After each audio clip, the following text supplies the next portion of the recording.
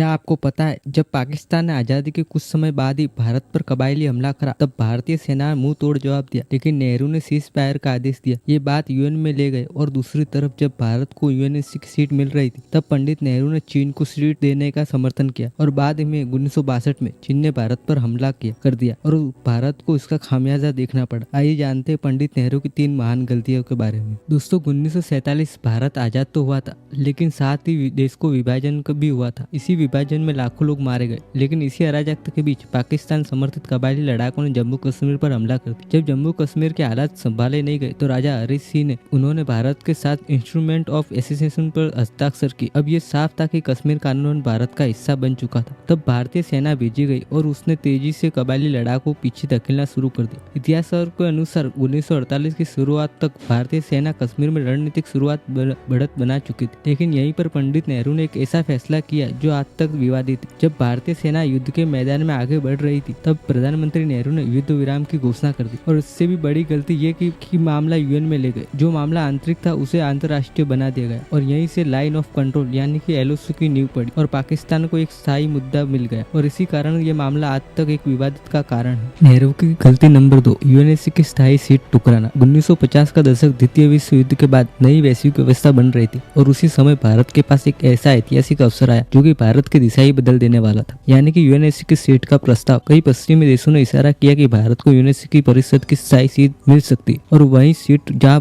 आज की veto power होती है, लेकिन नेहरू ने यही सबसे बड़ी गलती कर दी कि ये सीट चीन को देने का फैसला किया। ये नैतिक रूप से ठीक हो सकता है, लेकिन रणनीतिक रूप से नहीं। इसके परिणाम बेहद ही गंभीर थे और आज हम इसका असर हमको सबको देखने को मिलता है। दोस्तों, भारत आज दुनिया की अर्थव्यवस्था में से एक है, परमाणु शक्ति वैश्विक राजनीति में महत्वपूर्ण भूमिका निभाता है, लेकिन फिर भी यूएनएससी की सीट से बाहर है और ये वही सीट है जिसका चीन भारत के लिए आज दुरुपयोग करता है। नेहरू नैतिक नेतृत्व में विश्वास करते थे, लेकिन अंतर्राष्ट्रीय राजनीति नैतिकता से नहीं राष्ट्रीय हित से चलती है और यहीं से नेहरू इतिहास की कसौटी पर चूक गए और उनका गलतियों का खामियाजा आज देश को भुगतना पड़ रहा है। गलती नंबर 3, चीन पर ज्यादा ही विश्वास करना। 1950 का दशक था। पंडित नेहरू का सपना था कि एशिया की 2 प्राचीन सभ्यताएं भारत और चीन मिलकर नई विश्व व्यवस्थाएं बनाए।